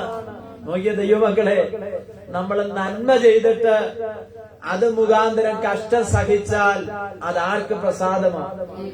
ചിലര് പറയാറില്ലേ, ആ മനുഷ്യന് ഞാനൊരു നന്മ ചെയ്ത് അതെനിക്ക് ദോഷമായിട്ട് അല്ലേ? ആ മനുഷ്യനൊരു നന്മ ചെയ്ത് എനിക്ക് ദോഷമായി തീർന്നു. പക്ഷെ തിരുവചനം പറയുകയാണ്, അവനല്ല, നന്മ ചെയ്തിട്ട് നിങ്ങൾക്കൊരു കഷ്ടം സഹിക്കേണ്ട അവസ്ഥ നിങ്ങൾക്കുണ്ടായാൽ അത് ദൈവത്തിന് പ്രസാദമാണ്. സ്തോത്രം. അപ്പൊ നന്മ ചെയ്തിട്ട് കഷ്ടം സംഭവിച്ചാൽ ദൈവത്തിന് അത് പ്രസാദമാണ്. അതിനായിട്ടല്ലോ നിങ്ങളെ ദൈവം എന്തിരിക്കുന്നത്? വിളിച്ചിരിക്കുന്നത്. ദൈവം നമ്മുടെ കയ്യിൽ നന്മ തരുമ്പോൾ അത് മറ്റുള്ളവർക്കും എന്തായി തീരണം? അനുഗ്രഹമായി തീരണം. ദൈവം നമ്മളെ അനുഗ്രഹിക്കുമ്പോൾ അത് മറ്റുള്ളവർക്കും എന്തായി തീരണം? നന്മയായിട്ട് തീരുവാൻ ഇടയായി തീരണം. അതിനാണ് ദൈവം ഓരോരുത്തരെ ദൈവം ഓരോ തലങ്ങളിൽ ദൈവം ആക്കി വെച്ചിരിക്കുന്നതിന്റെ പ്രത്യേകത എന്ന് പറയുന്നത്. നോക്കി 3:9 വാക്യം, പത്രോസ് തന്നെ 3:9 വാക്യം ചേർത്ത് വായിച്ചാട്ടെ. ദോഷത്തിന് ദോഷവും ശകാരത്തിന് ശകാരവും പകരം ചെയ്യാതെ നിങ്ങൾ അനുഗ്രഹം അനുഭവിക്കേണ്ടതിന് വിളിക്കപ്പെട്ടതുകൊണ്ട് അനുഗ്രഹിക്കുന്നവരായിരിക്കും. മൂന്നാമത്തെ കാര്യം എന്താണ്? നിങ്ങൾ അനുഗ്രഹം അനുഭവിക്കുവാൻ നിങ്ങൾ വിളിക്കപ്പെട്ടവരാണ്. അതെങ്ങനെയാണ്? ദോഷത്തിന് ദോഷവും ശകാരത്തിന് ശകാരവും പകരം ചെയ്യാതെ, പകരത്തിന് പകരം ചെയ്യാതെ. ലോകത്തിലുള്ള മനുഷ്യന്റെ പ്രത്യേകത എന്താ? അവൻ എനിക്കിട്ട് ഒന്ന് തന്നെങ്കിൽ അവനെ ഞാൻ വിടത്തില്ല, അവനിട്ട് ഞാൻ പകരം ചെയ്തേ അടങ്ങുകയും. അവൻ എനിക്ക് ദോഷം ചെയ്തു, അതുകൊണ്ട് അവനിട്ട് ഞാനും എന്ത് ചെയ്യും? എന്ന ദൈവവചനത്തിന്റെ പ്രമാണം അങ്ങനെയല്ല. ശകാരത്തിന് പകരം ശകാരവും പകരം ചെയ്യാതെ നിങ്ങൾ എന്താണ്? അനുഗ്രഹം അനുഭവിക്കേണ്ടതിന് വിളിക്കപ്പെട്ടത് കൊണ്ട് നിങ്ങൾ ആരായിരിക്കണം? മറ്റുള്ളവരെ അനുഗ്രഹിക്കുന്നവരായിരിക്കണം. സ്തോത്രം. നമ്മൾ മറ്റുള്ളവരെ എന്ത് ചെയ്യരുത്? ശപിക്കരുത്. മറ്റുള്ളവരെ നോക്കി നീ ഒരിക്കലും എന്താകരുതെന്ന് പറയരുത്. നശിച്ചു പോകുമെന്ന് എന്ത് ചെയ്യരുത്? പറയരുത്. അബ്രഹാമിനോട് ദൈവം പറയുകയാണ്, നീ അനുഗ്രഹിക്കുന്നവരെ ഞാൻ അനുഗ്രഹിക്കും. സ്തോത്രം. നീ അനുഗ്രഹിക്കുന്നവരെ ഞാൻ എന്ത് ചെയ്യും? അനുഗ്രഹിക്കും. അപ്പൊ നമ്മൾ ചിന്തിക്കുന്നത് എന്താണ്? നിങ്ങൾ അനുഗ്രഹം അനുഭവിക്കുവാൻ വേണ്ടി വിളിക്കപ്പെട്ടവരാണ്. ആരാൽ അനുഗ്രഹം പ്രാപിക്കൂ? ദൈവത്താൽ നമ്മൾ അനുഗ്രഹം പ്രാപിക്കും. ദൈവത്താൽ നാം നന്മ പ്രാപിക്കും. അവ ദൈവത്തിലുള്ള അനുഗ്രഹങ്ങൾ, ദൈവത്തിലുള്ള നന്മകൾ പ്രാപിക്കുവാൻ വേണ്ടി ദൈവം നമ്മെ വിളിച്ചിരിക്കുകയാണ്. സ്തോത്രം. അത് അനുഭവിക്കുന്ന ദൈവമക്കൾ ഒരു സ്തോത്രം പറഞ്ഞാട്ടെ. ഇന്ന് നാം അനുഭവിക്കുന്നതിന്റെ പിൻപിൽ ദൈവത്തിന്റെ നന്മയോ ദൈവത്തിന്റെ അനുഗ്രഹവും മാത്രമാണ്. ആമേൻ. നമുക്ക് ആരോഗ്യം തരുന്ന ദൈവത്തിന്, നമുക്ക് സൗഖ്യം തന്ന് നമ്മെ ഓരോ ദിവസം വഴി നടത്തുന്ന ദൈവത്തിന്, ഇന്നത്തെ സാഹചര്യത്തിൽ നമ്മളെ കൊണ്ടുവന്ന ദൈവത്തിന്റെ അനുഗ്രഹം മാത്രമാണ്. പ്രൈസലോ. ആമേൻ. തിരുവചനത്തിൽ ഇങ്ങനെ പറയുന്നു, ആമേൻ, നീ അനുഗ്രഹം നന്മയും പ്രാപിച്ചത് നിന്റെ കൈയുടെ ബലം കൊണ്ടാണെന്ന് നീ ചിന്തിക്കരുത്, നിന്റെ കഴിവാണെന്ന് ചിന്തിക്കരുത്. ഇതിന്റെ എല്ലാം പുറകിൽ നമ്മെ നടത്തുന്ന ഒരു ദൈവത്തിന്റെ കരമുണ്ടെന്ന് വിശ്വസിക്കുന്ന ദൈവമക്കൾ കർത്താവിന് സ്തോത്രം ചെയ്യട്ടെ. ഹല്ലേലൂയ. ആമേൻ. ദൈവം എത്ര നല്ല ദൈവമാണ്. അപ്പൊ നിങ്ങൾ അനുഗ്രഹം അനുഭവിക്കുവാൻ എന്തിരിക്കുക? ദൈവം വിളിച്ചിരിക്കുകയാണ്. ആമേൻ. അഞ്ചാമത്തെ കാര്യം, നിങ്ങൾ അല്പകാലം കഷ്ടം സഹിക്കണം. 5:10 വാക്യം. 5:10. എന്നാൽ അല്പകാലത്തേക്ക് കഷ്ടം സഹിക്കുന്ന, കണ്ടോ? അപ്പൊ നിങ്ങളെ എന്തിനു വേണ്ടിയാ വിളിച്ചിരിക്കുന്നത്? എന്നാൽ അല്പകാലത്തേക്ക് കഷ്ടം സഹിക്കാം. അവൻ നന്മ മാത്രം അനുഭവിക്കുക എന്നുള്ളത് സത്യമാണ്. അത് നമ്മൾ അനുഭവിച്ചുകൊണ്ടിരിക്കുന്നവർ. മറ്റുള്ളവരെ നമ്മൾ എന്ത് ചെയ്യണം? അനുഗ്രഹിക്കുന്നവരായി തീരണം. എന്നിട്ട് പത്രോസ് 5:10 പറയുകയാണ്, അല്പകാലത്തേക്ക് കഷ്ടം സഹിക്കുന്നു. കഷ്ടതകൾ നമ്മുടെ ജീവിതത്തിലുണ്ട്. രോഗങ്ങൾ നമ്മുടെ ജീവിതത്തിലുണ്ട്, പ്രശ്നങ്ങളുണ്ട്, പ്രതികൂലങ്ങളുണ്ട്. പക്ഷെ അപ്പോസ്തലനാകുന്ന പത്രോസ് പറയുകയാണ്, അത് കുറെ കാലമല്ല, അല്പകാലത്തേക്ക് കഷ്ടം സഹിക്കുക. സ്തോത്രം. അല്പകാലത്തേക്ക് കഷ്ടം സഹിക്കുന്ന നിങ്ങൾ, അടുത്ത് എന്താ പറയുന്നത്? നിങ്ങളെ ക്രിസ്തുവിൽ തന്റെ നിത്യ തേജസ്സിനായിട്ട് വിളിച്ചിരിക്കുന്ന സർവകൃപാലുവായ ദൈവം തന്നെ യഥാസ്ഥാനപ്പെടുത്തി ഉറപ്പിച്ച് ശക്തീകരിക്കും. സ്തോത്രം. അപ്പൊ ചില കഷ്ടതകൾ എന്തിനു വേണ്ടിയാണ്? നമ്മളെ ദൈവസന്നദ്ധിയിൽ ഉറപ്പിക്കാൻ വേണ്ടിയാണ്. സ്തോത്രം. ചില രോഗങ്ങൾ എന്തിനാ ദൈവം തന്നത്? ചില സാമ്പത്തിക ഞെരുക്കങ്ങൾ എന്തിനാ തന്നത്? ചില പ്രതിസന്ധികളും വെല്ലുവിളികളും നമുക്ക് തന്നതിന്റെ പിന്നിൽ ദൈവം നമ്മളെ ഉറപ്പിക്കുകയാണ്. സ്തോത്രം. അടുത്ത് പറയുകയാണ്, ഉറപ്പിച്ച് നിങ്ങളെ എന്ത് ചെയ്യും? ശക്തീകരിക്കും. എന്തിനാ ശക്തീകരിക്കുന്നത്? ചില വെല്ലുവിളികൾ നിങ്ങളുടെ ജീവിതത്തിൽ ഇതിനേക്കാൾ വലുത് വരുമ്പോൾ അതിനെ നേരിടുവാനുള്ള ശക്തി ദൈവത്തിൽ നിന്ന് പ്രാപിക്കാം. പ്രശ്നങ്ങളുടെ നടുവിൽ ദൈവകൃപ ധാരാളമായിട്ട് നമ്മൾ എന്ത് ചെയ്യണം? പ്രാപിച്ചെടുക്കണം. എങ്കിലേ അതിനെ നമുക്ക് എന്ത് ചെയ്യാൻ പറ്റുകയുള്ളൂ? ജയിക്കാൻ കഴിയുകയുള്ളൂ. പ്രതിസന്ധികളെ ജയിക്കണമെങ്കിൽ ദൈവകൃപ നമുക്ക് ആവശ്യമാണ്. വിശ്വാസത്തിൽ നിലനിൽക്കണമെങ്കിൽ ദൈവകൃപ ആവശ്യമാണ്. ആത്മിക ജീവിതത്തിൽ നമുക്ക് വളരണമെങ്കിൽ എന്താവശ്യമാണ്? ദൈവത്തിന്റെ കൃപ നമുക്ക് ആവശ്യമാണ്. പ്രൈസലോ. ആ ദൈവകൃപയുണ്ടെങ്കിലേ നമുക്ക് എന്ത് ചെയ്യാൻ പറ്റുകയുള്ളൂ? ഏത് കാര്യത്തെയും അല്പകാലത്തേക്ക് മാത്രമേ ഇതിനൊക്കെ എന്നെ തൊടാൻ പറ്റുകയുള്ളൂ എന്ന് നമ്മൾ എന്ത് ചെയ്യണം? മനസ്സിലാക്കണം. അതുകൊണ്ട് പത്രോസ് പറയുകയാണ്, നിങ്ങൾ അനുഭവിക്കുന്ന ഈ കഷ്ടം എത്ര നാളേക്കേ ഉള്ളൂ? അല്പകാലത്തേക്ക് മാത്രമേ ഉള്ളൂ. ആ കാലം എത്രയാണെന്ന് നമുക്കറിയില്ല. അല്പകാലത്തേക്ക് മാത്രം. അതുകൊണ്ട് പാട്ടുകാരൻ പാടുന്നത്, അല്പകാലം മാത്രം ഈ ഭൂവിലെ വാസം സ്വർപ്പുരമാണെന്റെ എന്റെ നിത്യമാവിടെ. അല്പകാലം ഈ ഭൂവിലെ വാസം സ്വർപ്പുരമാണെന്റെ നിത്യമാവിടെ എന്റെ നിത്യമാം വീട്. Praise the Lord. ഹല്ലേലൂയ. ആമേൻ. 9-ാം സങ്കീർത്തനത്തിന്റെ 1-ാം വാക്യമാണ് നമ്മൾ വായിച്ചത്. ഇനി നിങ്ങളൊന്ന് വായിച്ചാട്ടെ, അതിന്റെ 17-ാമത്തെ വാക്യം ഒന്ന് വായിച്ചാട്ടെ. 17-ാമത്തെ വാക്യം. ദുഷ്ടന്മാരും ദൈവത്തെ മറക്കുന്ന സകല ജാതികളും പാതാളത്തിലേക്ക് തിരിയും. ദരിദ്രനെ എന്നേക്കും മറന്നു പോകയില്ല. സാധുക്കളുടെ പ്രത്യാശയ്ക്ക് എന്നും ഭംഗം വരികയില്ല. അപ്പം 17-ാം വാക്യമാണ് നമ്മൾ വായിച്ചത്. ദുഷ്ടന്മാരും ദൈവത്തെ മറക്കുന്ന സകല ജാതികളും പാതാളത്തിലേക്ക് തിരിയും. അപ്പൊ ദൈവത്തെ മറക്കുന്ന ഒരു കൂട്ടരുണ്ട്, ദൈവത്തെ ഓർക്കുന്ന ഒരു കൂട്ടരുണ്ട്. അതുകൊണ്ടാണ് ഞാൻ പറഞ്ഞ്, ദൈവത്തെ മറക്കുന്ന കൂട്ടര് ഇതെന്റെ കഴിവ്, ഇതെല്ലാം എന്റെ വിധിയാണ്, ഇതെല്ലാം എന്താണ് എന്റെ യോഗമാണ് എന്നൊക്കെ പറയുന്ന ഒരു കൂട്ടരിൽ പെടുന്നവർ. എന്നാൽ നമ്മുടെ യോഗവും നമ്മുടെ വിധിയൊക്കെ മാറ്റി എഴുതുന്ന ഒരു കൂട്ടരാണ് ദൈവത്തെ ഓർക്കുന്നത്. എത്ര പേർക്ക് മനസ്സിലായി? ആമൻ. നീ പറഞ്ഞത് സത്യമായിരിക്കാം. ആമൻ. സ്തോത്രം. എന്റെ യോഗമായിരിക്കാം, എന്റെ വിധിയാണെന്നൊക്കെ പറഞ്ഞ് ആമൻ സ്തോത്രം ജീവിതത്തെ പഴി പറയുന്ന ഒത്തിരി ആളുകളുടെ നടുവിലാണ് ഞാനും നിങ്ങളുമായിരിക്കുന്നത്. പക്ഷെ നിങ്ങളുടെ വിധിയെ മാറ്റുന്നൊരു ദൈവമുണ്ട്, നിങ്ങളുടെ സ്ഥിതിയെ മാറ്റുന്നൊരു ദൈവമുണ്ട്. ആമൻ. ഇന്ന് പകൽക്കാലം വിശ്വസിക്കുന്ന ദൈവമക്കൾ ശക്തിയോടെ സ്തോത്രം ചെയ്യ്.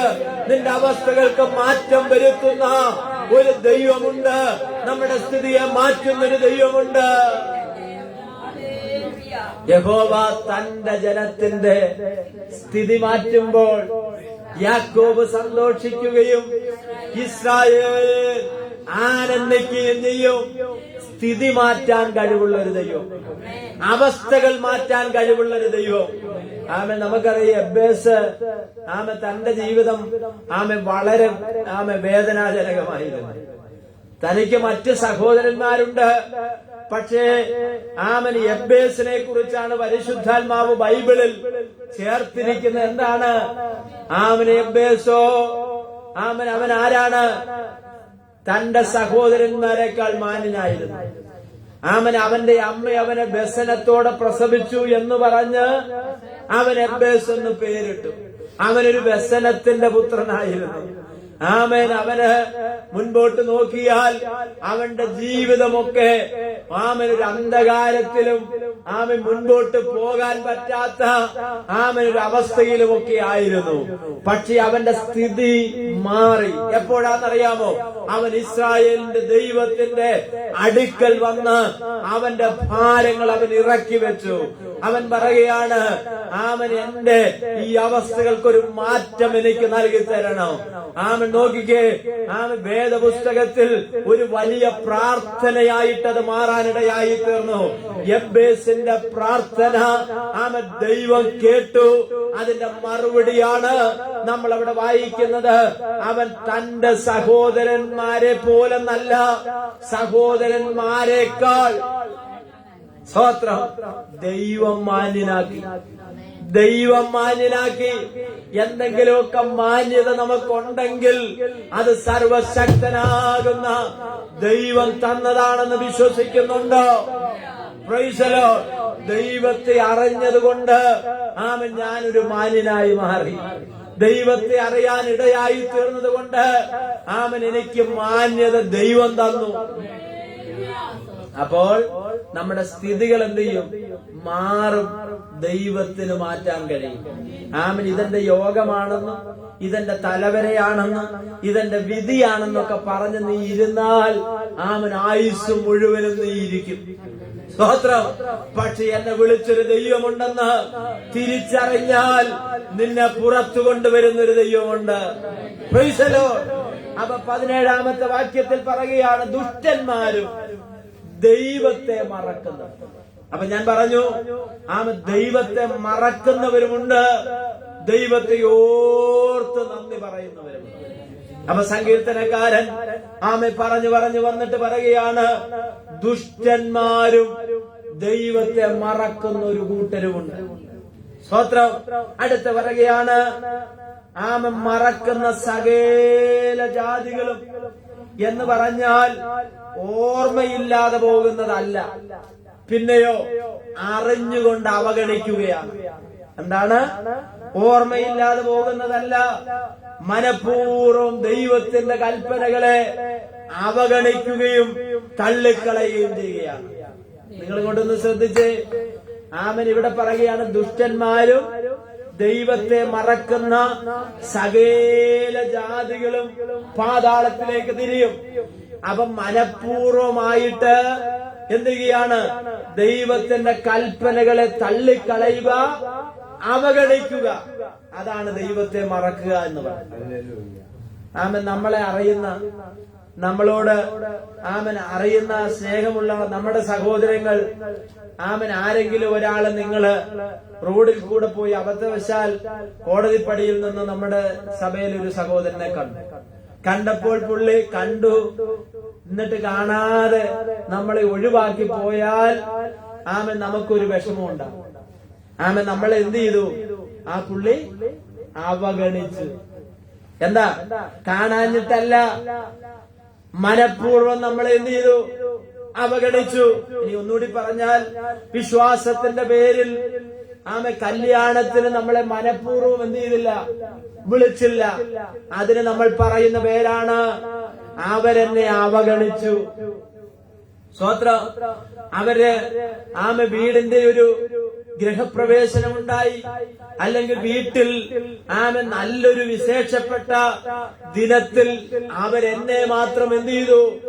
അവഗണിച്ചു, എന്നെ തള്ളിക്കളഞ്ഞു, എന്നോട് പറഞ്ഞില്ല. നോക്കിയേ, ദുഷ്ടന്മാരും ദൈവത്തെ മറക്കുന്ന സകല ജാതികളും പാതാളത്തിലേക്ക് തിരിയും എന്ന് പറഞ്ഞാൽ മറന്നു പോകുന്നതല്ല, മനഃപൂർവ്വം ദൈവത്തിന്റെ കൽപ്പനകളും ദൈവത്തിന്റെ പ്രമാണങ്ങളും അവഗണിക്കുകയും തള്ളിക്കളയുകയും ചെയ്യുന്നതിനെയാണ് എന്ത് പറയുന്നത്? ദൈവത്തെ മറക്കുന്നവർ. മനസ്സിലാകുന്നുണ്ടോ? അപ്പൊ ആരാ ദുഷ്ടന്മാർ? നമ്മൾ ആരെയും ദുഷ്ടന്മാരെന്ന് വിളിക്കുന്നില്ല. പക്ഷെ ആരാ ദുഷ്ടന്മാർ? ആരാ ദുഷ്ടന്മാർ?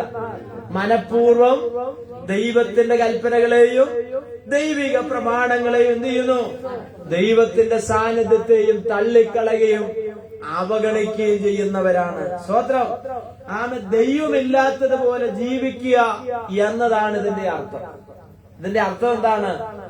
ദൈവമില്ലാത്തതുപോലെ ജീവിക്കുക. സ്തോത്രം. ദൈവത്തെ ഭയപ്പെടാതെ സ്വന്തം താല്പര്യങ്ങൾക്കും പാപവഴികളിലും പിന്നാലെ പോകുന്നവരെയാണ് ഇവിടെ ദുഷ്ടന്മാരെന്ന് വിശേഷിപ്പിക്കുന്നത്. ദുഷ്ടന്മാരെന്ന് വിശേഷിപ്പിക്കുന്ന ആരെയാണ്? ആ സ്വന്തം വഴികൾ, സ്വന്തം ഇഷ്ടപ്രകാരം, സ്വന്തം ആലോചന പ്രകാരം ആമെ പാപത്തിന്റെ വഴികളിലൂടെ യാത്ര ചെയ്യുന്നവരെയാണ് ബൈബിൾ വിളിക്കുന്നത് ദുഷ്ടന്മാരെന്ന്. നോക്കിക്കേ, ഇനി ഇവിടെ പറയുകയാണ് ദുഷ്ടന്മാരും ദൈവത്തെ മറക്കുന്ന സകല ജാതികളും എങ്ങോട്ടാ തിരിയുന്നത്? പാതാളത്തിലേക്കാണ് തിരിയുന്നത്. അവര് പോകുന്നത് എങ്ങോട്ടാ? പാതാളത്തിലേക്ക്. പണ്ട് 2-3 കൊച്ചു പയ്യന്മാർ ആമനൊരു ഉപദേശിയുടെ അടുക്കൽ വന്ന് നിങ്ങൾക്കറിയാം. ഉപദേശിയോട് ചോദിച്ചു, ഉപദേശി ആ നരകത്തിലേക്കുള്ള വഴിയൊന്ന് പറഞ്ഞു തരാമോ? അവർക്കറിയാം ഉപദേശി പറഞ്ഞു കൊടുക്കുന്നത് എന്താ? സ്വർഗത്തിലേക്കുള്ള വഴിയെ പറ്റി. അപ്പൊ അവര് ഉപദേശിയെ കളിയാക്കി ചോദിക്കുകയാണ്, ഞങ്ങൾക്ക് നരകത്തിലേക്കുള്ള വഴിയൊന്ന് പറഞ്ഞു. അപ്പൊ ഉപദേശി പറഞ്ഞ, മോനെ നീ പ്രത്യേകിച്ചൊന്നും ചെയ്യണ്ട, ഇപ്പൊ പോകുന്ന വഴിയിലൂടെ അങ്ങ് പോയാ മതി, നീ എവിടെ ചെന്നെത്തും? നരകത്തിൽ ചെന്നെത്തും. സ്തോത്രം. അപ്പൊ ഇവിടെ പറയുകയാണ് ആമേ ദുഷ്ടന്മാരും ദൈവത്തെ മറക്കുന്നവര് എങ്ങോട്ട് തിരിയും? പാതാളത്തിലേക്ക് തിരിയും. ആമേ പാതാളത്തിന്റെ 3 അവസ്ഥകൾ. പാതാളം ഒന്നാണ്, പക്ഷെ അതിന് 3 തലങ്ങളുണ്ട്, 3 അവസ്ഥകളുണ്ട്.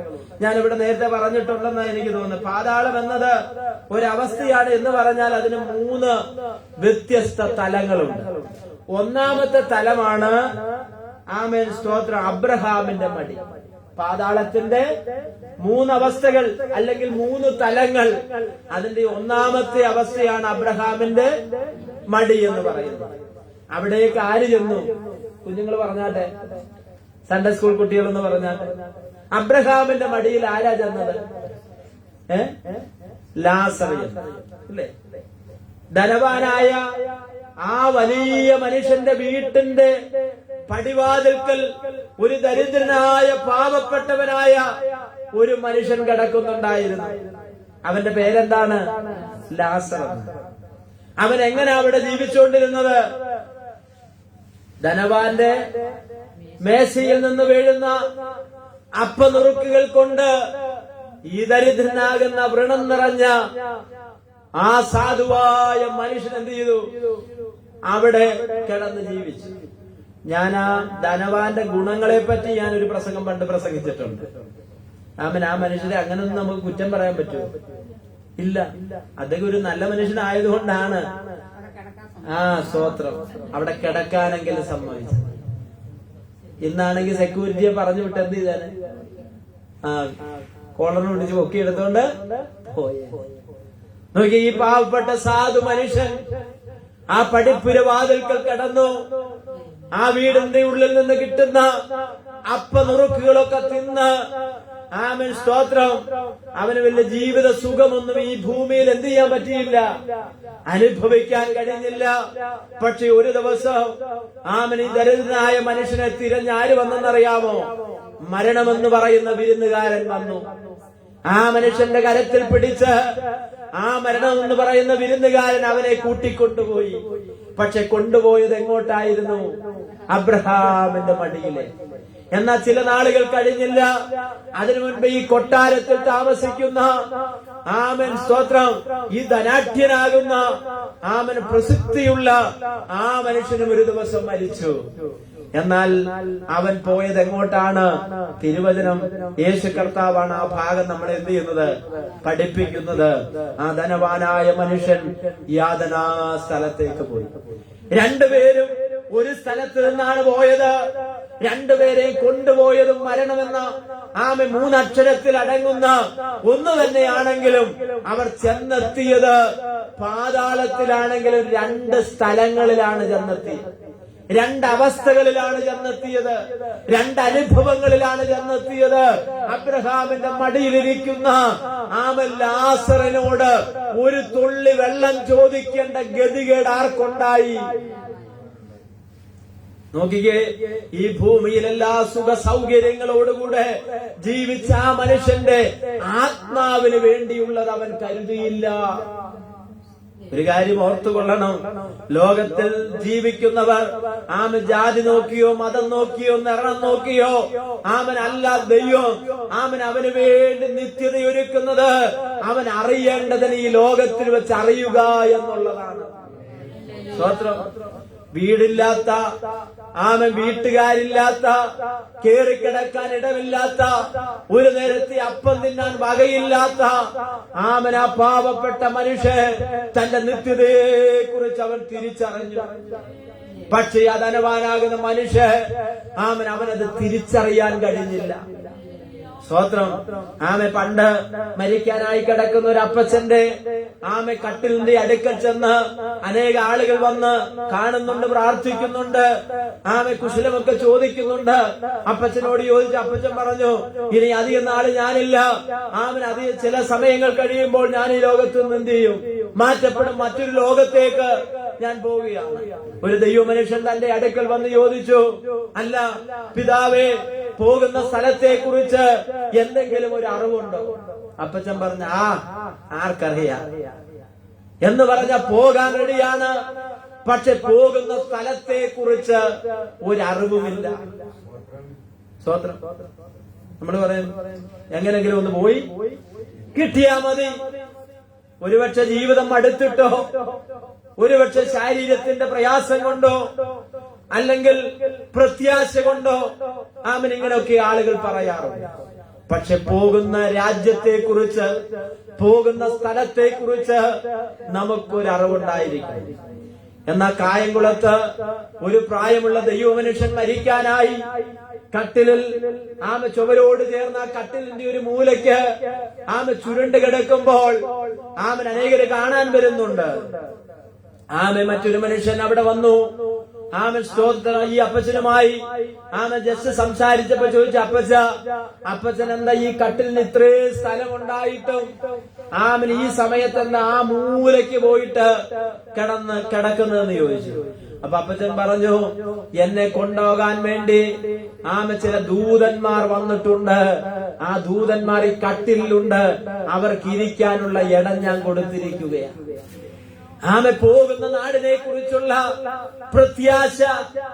പ്രിയമുള്ള ദൈവമക്കളെ, നമ്മൾ ഈ ലോകത്തിലായിരിക്കുമ്പോൾ ദൈവം നമ്മളെ കുറിച്ച് ആഗ്രഹിക്കുന്ന ഒരു കാര്യമുണ്ട്. നമ്മൾ പോകുന്ന നാടിനെ കുറിച്ചുള്ള ഒരു തിരിച്ചറിവ് നമുക്കുണ്ടായിരിക്കണം. ഞാന് അല്ലെങ്കിൽ നിങ്ങൾ ആരെങ്കിലും എന്നോട് പറയാണ്, പാസ്റ്റർ പന്തളത്ത് വരെ പോയി വരാൻ പറയാം. പന്തളത്ത് ഞാൻ ഇവിടുന്ന് നേരം വെളുക്കുന്നതിന് മുൻപ് അങ്ങാടിപ്പുറത്ത് ചെന്ന ട്രെയിനിനോ അല്ലെങ്കിൽ പെരിന്തൽമണ്ണയിലോ പാലക്കാടോ ചെന്ന് പന്തളത്തിന് ബസ് കയറി അങ്ങ് പോവുക. പക്ഷേ ഒരു കാര്യം, നിങ്ങൾ ഉദ്ദേശിക്കുന്ന സ്ഥലത്ത് എനിക്ക് എത്താൻ കഴിയുന്ന വരത്ത് പന്തളത്ത് ഞാൻ എത്തും. പക്ഷെ നിങ്ങൾ എന്നെ പറഞ്ഞയക്കുന്ന ആ ഉദ്ദേശം നടക്കണമെന്നില്ല. ആ ഉദ്ദേശം നടക്കണമെങ്കിൽ പന്തളത്ത് എവിടാണ് ഞാൻ ചെല്ലേണ്ടത്? പന്തളത്ത് ആരെയാണ് ഞാൻ കാണേണ്ടത്? ആരോടാണ് ഞാൻ ചോദിക്കേണ്ടത്? അല്ലെങ്കിൽ ആരാണ് അവിടെ നിർദ്ദേശിക്കപ്പെട്ടിരിക്കുന്ന ആളെന്നുള്ള എല്ലാ വിവരങ്ങളും ചോദിച്ചറിഞ്ഞിട്ട് ഒരാൾ പോകുകയുള്ളൂ. ശരിയാണോ? അങ്ങനെയാണെങ്കിൽ നിത്യതയെ കുറിച്ചൊരു തിരിച്ചറിവ് ഈ ലോകത്തിലായിരിക്കുമ്പോൾ അത് ലഭിച്ചിട്ടുള്ള ദൈവമക്കളെ ഓർത്ത് ദൈവത്തിന് സ്തോത്രം ചെയ്യുക. ഹല്ലേലൂയ. അപ്പൊ നോക്കിയേ, അബ്രഹാമിന്റെ മടിയാണ് ഒന്നാമത്തെ അവസ്ഥ എന്ന് പറയുന്നത്. സ്തോത്രം. അവിടെ ഇരിക്കുന്ന ധനവാൻ കാണുന്ന ആരെ കാണുന്ന? ലാസറിനെ കാണുക. അപ്പൊ ഈ മനുഷ്യനോട് പറയാണ്, ഒരു തുള്ളി വെള്ളം എനിക്ക് എന്ത് ചെയ്യണം? എന്റെ നാവിനെ ഒന്ന് തണുപ്പിക്കണം. അപ്പൊ അബ്രഹാം പറയുകയാണ്, അല്ലെ ലാസർ പറയുകയാണ്, എനിക്കും നിനക്കും തമ്മിൽ അടുക്കാൻ പറ്റാത്ത ഒരു പിളർപ്പ് നമ്മുടെ നടുവിലുണ്ട്. കാര്യമൊക്കെ ശരിയാണ്. പടിവാതിൽക്കൽ ഞാൻ കിടന്നവനാണ്. വ്രണം നിറന്ന് കിടന്നയാണ്. എനിക്ക് ആ സമയത്ത് അപ്പനുറുപ്പുകളൊക്കെ തന്ന് എന്റെ ജീവനെ നിലനിർത്തിയ സാറ് തന്നെയാണ്. അതിലെനിക്ക് ഒത്തിരി സന്തോഷമുണ്ട്, എനിക്ക് ബഹുമാനമുണ്ട്. പക്ഷെ എനിക്ക് ഇവിടുന്ന് അങ്ങോട്ട് ഇറങ്ങി വരാൻ പറ്റാത്തൊരവസ്ഥയിലാണ് ഞാൻ ഇരിക്കുന്നത്. എന്ന് പറഞ്ഞാൽ ബസ്പുർഖാനയിൽ ചെന്ന് ശുദ്ധീകരിച്ച് വിടാനുള്ള പദ്ധതി ഒന്നും നടക്കത്തില്ലെന്ന് കാര്യം മനസ്സിലാകുന്നുണ്ടോ? ഇവിടുന്ന് മരിച്ച് അങ്ങോട്ട് എന്ന് ശുദ്ധീകരണ സ്ഥലത്ത് എന്ന് ശുദ്ധീകരിച്ച് അങ്ങോട്ട് കയറ്റിവിടുക എന്നുള്ള പദ്ധതി ഒന്നും നടക്കത്തില്ല എന്നാ പറഞ്ഞതിന്റെ സാരം. രണ്ടു കൂട്ടരും കിടക്കുന്നത് ഒരു പിളർപ്പിന്റെ അപ്പുറത്തും ഇപ്പുറത്തുമാണ്. ആ പിളർപ്പിൽ കിടക്കുന്ന ആരാന്നറിയാമോ? ചങ്ങലയിട്ട് ബന്ധിച്ചിട്ടുള്ള ചില ദൂതന്മാർ കിടക്കുന്ന സ്ഥലമാണ്. സ്തോത്രം. അപ്പൊ ഒന്നാം പാതാളത്തിൽ ആരാണ്? അബ്രഹാം. പിന്നെ താഴെ ആരാ കിടക്കുന്ന? യാതന അനുഭവിക്കുന്ന ഒരു കൂട്ടർ കിടക്കുന്നു. എന്നാൽ അതിന്റെ നടുവിലാണ് എന്തുള്ളത്? ദൈവത്തിന്റെ വാഴ്ച കാത്തുകൊള്ളാതെ അനുസരണക്കേട് കാണിച്ച് ചെങ്ങലയിട്ട് ബന്ധിച്ച ദൂതന്മാർ കിടക്കുന്ന സ്ഥലമാണ്. അപ്പൊ നോക്കി ഇവിടെ പറയുകയാണ്, ദൈവത്തെ മറക്കുന്ന സകല ജാതികളും എങ്ങോട്ട് തിരിയും? പാതാളത്തിലേക്ക് തിരിയും. ആമേൻ. എന്നാൽ ഇന്ന് മരിക്കുന്നവരോടുള്ള ബന്ധത്തിൽ ക്രിസ്തുവിൽ മരിക്കുന്ന മൃതന്മാർ ആരാണ്? ക്രിസ്തുവിൽ മറഞ്ഞിരിക്കുന്നു. നേരിട്ട് നമ്മൾ സ്വർഗത്തിലോട്ടല്ല പോകുന്നത്, വിശ്രാമ സ്ഥലത്തേക്ക് എന്ത് ചെയ്യുന്നത്? പോകുന്നത്. പിന്നീടാണ് എവിടോട്ട് പോകുന്നത്? അപ്പൊ നോക്കി അടുത്തത് 18ാമത്തെ വാക്യം. ദരിദ്രനെ എന്നേക്കും മറന്നു പോകുകയില്ല. ദൈവത്തിന്റെ പ്രത്യേക പരിഗണനയാണ്. എന്താണെന്നറിയാമോ? ലോകം അറിയപ്പെടുന്നവരെയും സ്തോത്രം സ്വാധീനമുള്ളവരെയും കഴിവുള്ളവരെയും പ്രാപ്തരായിട്ടുള്ളവരെയാണ് ലോകം എന്ത് ചെയ്യുന്നത്? അന്വേഷിക്കുന്നത്.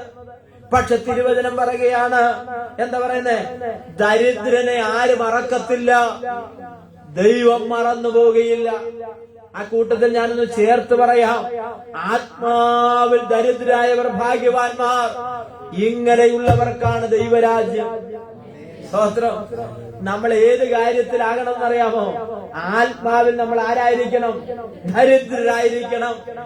തിരുവചനം പറയുകയാണ്, ആത്മാവിൽ ദരിദ്രരായിരിക്കുന്നവർ ഭാഗ്യവാൻ. എന്താ അങ്ങനെ പറയുന്നത്? നമുക്ക് എപ്പോഴും സ്തോത്രം ഇത് പോരാ എന്നുള്ള ഒരു ചിന്ത നമുക്കുണ്ടാകും. നമുക്ക് ഇഷ്ടപ്പെട്ട കറിയും കൂട്ടാനുമാണെങ്കിൽ ചോറ് കൂടുതൽ നമ്മൾ എന്ത് ചെയ്യും? കഴിക്കും, ഇല്ലേ? ഇഷ്ടമുള്ള കറിയും കൂട്ടാനുമാണെങ്കിൽ ചോറ് എന്ത് ചെയ്യും? ധാരാളം നമ്മൾ വയറ് മറന്നെന്ത് ചെയ്യും? കഴിക്കും. അപ്പൊ നമ്മൾ പറയും ഇട്ടോളാൻ പറയും. നമ്മളെന്ത് പറയും? ഇട്ടോളാൻ പറയും, കുറച്ചും കൂടി ഇടാൻ പറയും. സ്തോത്രം. എന്നതുപോലെ ആത്മാവിൽ നമുക്ക് എന്തുണ്ടായിരിക്കണം? ഒരു വിശപ്പുണ്ടായിരിക്കണം. ആത്മാവിൽ എന്താ? എനിക്കിനിയും വേണം, എനിക്കിത് പോരാ എന്നുള്ള ഒരു ആവേശവും നമുക്ക് വിശപ്പും ഉണ്ടായിരിക്കണം. പക്ഷെ നമ്മളൊക്കെ എങ്ങനെ? സ്തോത്രം. ഞാനെല്ലാം എന്ത് ചെയ്തു? തികഞ്ഞു എന്നുള്ള ഒരു മനോഭാവം നമുക്കുണ്ടെങ്കിൽ എല്ലാം തീർന്നു. അപ്പൊ ആത്മാവിൽ ദരിദ്രരായ ഭാഗ്യവാൻ. ഇവിടെ പറയുന്നു, ദരിദ്രനെ എന്നേക്കും എന്ത് ചെയ്യുന്നില്ല? ദൈവം മറന്നു പോകുകയില്ല. ലോകം പണമുള്ളവരെയും സ്വാധീനമുള്ളവരെയും മാത്രം ഓർക്കുമ്പോൾ ദൈവം ആരുമില്ലാത്തവരെയും ദരിദ്രനെയും ഓർക്കുന്നൊരു ദൈവമുണ്ട്. അവൻ ദൈവത്തിന്റെ ദൃഷ്ടിയിൽ ഒരിക്കലും വിസ്മരിക്കപ്പെടുന്നില്ല. ദൈവത്തിന്റെ ദൃഷ്ടിയിൽ എന്ത് ചെയ്യുന്നില്ല? മനുഷ്യൻ നൽകുന്ന ഉറപ്പുകൾ മാറിയേക്കാം, എന്നാൽ പ്രപഞ്ചനാഥനായ ദൈവം പറയുന്ന വാക്കുകൾക്കൊരു മാറ്റവുമില്ല. ഇല്ല, നമ്മളെന്ത് ചെയ്യും? നമ്മൾ പറയും വാക്കല്ലേ മാറ്റാൻ പറ്റുള്ളൂ, കയ്യും കാലും ഒന്നും മാറ്റാൻ പറ്റത്തില്ല. എന്നാ പ്രപഞ്ച സൃഷ്ടാവായ ദൈവം വാക്ക് പറഞ്ഞാൽ അവൻ എന്ത് ചെയ്യും? വാഗ്ദത്തം തന്നവൻ വാക്കുമാറുമോ?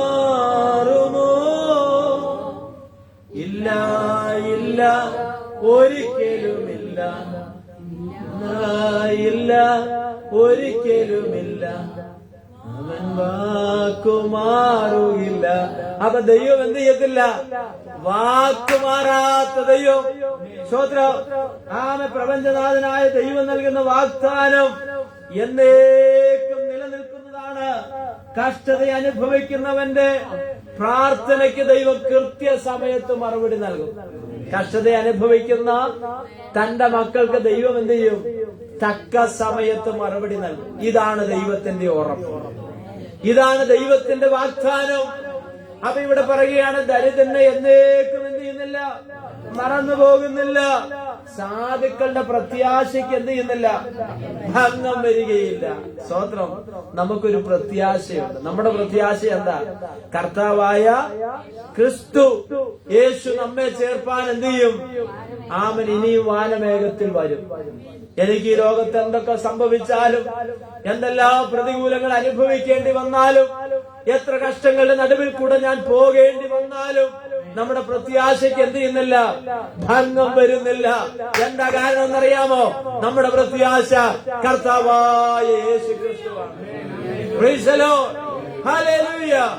അല്ലെങ്കിൽ എന്നെ ആത്മഹത്യ ചെയ്തേനെ, അല്ലെങ്കിൽ എന്നെ മരിച്ചേനെ, അല്ലെങ്കിൽ എന്തൊക്കെ വഴികൾ നമ്മൾ മനുഷ്യൻ കണ്ടുപിടിക്കുന്ന പോലെ കണ്ടുപിടിച്ചേനെ. പക്ഷെ അതിനൊന്നും പോകാത്തത് രോഗമില്ലാത്തത് കൊണ്ടല്ല, പ്രയാസമില്ലാത്തത് കൊണ്ടല്ല, പ്രതിസന്ധി ഇല്ലാത്തത് കൊണ്ടല്ല, കഷ്ടങ്ങളില്ലാത്തത് കൊണ്ടല്ല. ആമേ. പത്രോസ് പറയുകയാണ്, ഈ കഷ്ടങ്ങളെല്ലാം അല്പകാലത്തേക്ക് മാത്രമുള്ളതാണ്. ദരിദ്രനെ എന്നേക്കും മറന്നു പോകുകയില്ല. അവന്റെ പ്രത്യാശയ്ക്ക് എന്ത് ചെയ്യുന്നില്ല, ഭംഗം വരുന്നില്ല. ദൈവത്തിൽ പ്രത്യാശ വെച്ചിരിക്കുന്ന ദൈവമക്കൾ താൽക്കാലികമായി കഷ്ടത അനുഭവിക്കേണ്ടി വന്നാലും, ആമേ സ്തോത്രം, ഒരു വിടുതല് ദൈവം നമുക്ക് നൽകി തരുവാനിടയായി. ആകയാൽ ഒരു നിമിഷം നമ്മെ തന്നെ സമർപ്പിക്കുവാനിടയായി തീരും. ആമേ. നമ്മൾ ആദ്യം വായിച്ചത്, ഞാൻ യഹോവയുടെ പ്രവൃത്തികളെ വർണ്ണിക്കും, ഞാൻ പൂർണ്ണ ഹൃദയത്തോടെ ആമേൻ യഹോവയെ സ്തുതിക്കുവാനിടയായി തീരും. ഹല്ലേലൂയ. ആമേൻ. ഇന്ന് പകൽക്കാലം നമ്മെ തന്നെ ദൈവകരങ്ങൾ സമർപ്പിക്കാം. ആരാധനയ്ക്കായിട്ടുള്ള ഒരു ആഹ്വാനമാണ്. ആമേൻ. യേശുവിന്റെ ദൈവത്തിന്റെ സാക്ഷിയായിട്ട് തീരും. അവന്റെ പ്രവർത്തികളെ ഞാൻ വർണ്ണിക്കും. പ്രിയമുള്ള ദൈവമക്കളെ, ആമേൻ. യേശുവിന്റെ സാക്ഷിയായിട്ട് തീരാൻ ദൈവം നമ്മെ കുറിച്ച് ആഗ്രഹിക്കുകയാണ്. നമുക്ക് തന്ന ആരോഗ്യം, നമുക്ക് തന്ന സാഹചര്യം, നമുക്ക് തന്ന മറ്റുമെല്ലാം ആമേൻ ദൈവസന്നിധിയിൽ നന്ദിയുള്ളവരായിട്ട് വിനിയോഗിക്കുവാൻ ദൈവം നമ്മെ ഈ വചനങ്ങളാൽ സഹായിക്കട്ടെ എന്ന് പ്രാർത്ഥിച്ച് ദൈവസന്നിധാനത്തിലിരിക്കുന്നു. ഈ വചനങ്ങളാൽ ദൈവം നമ്മെ അനുഗ്രഹിക്കും.